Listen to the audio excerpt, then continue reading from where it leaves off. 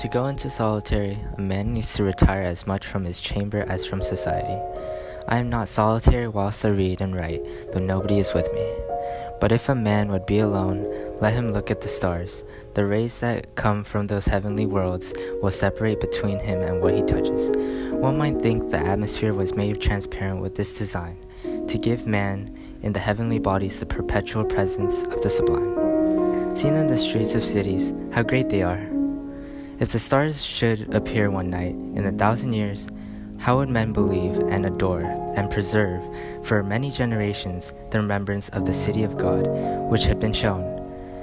But every night come out these envoys of beauty and light the universe with their admonishing smile. The stars awaken a certain reverence, because although always present, they are inaccessible. But all natural objects make a kindred impression when the mind is open to their influence.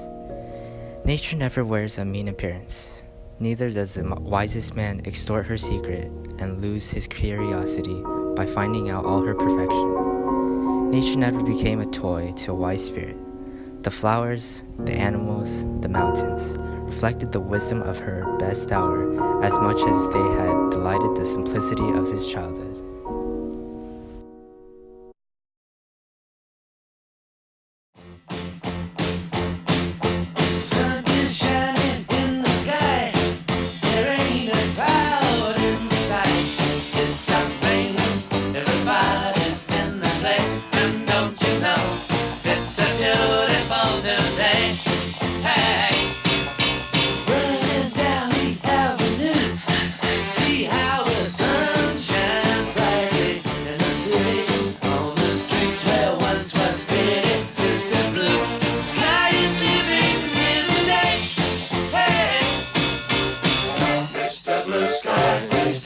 Why you had to hide away for so long?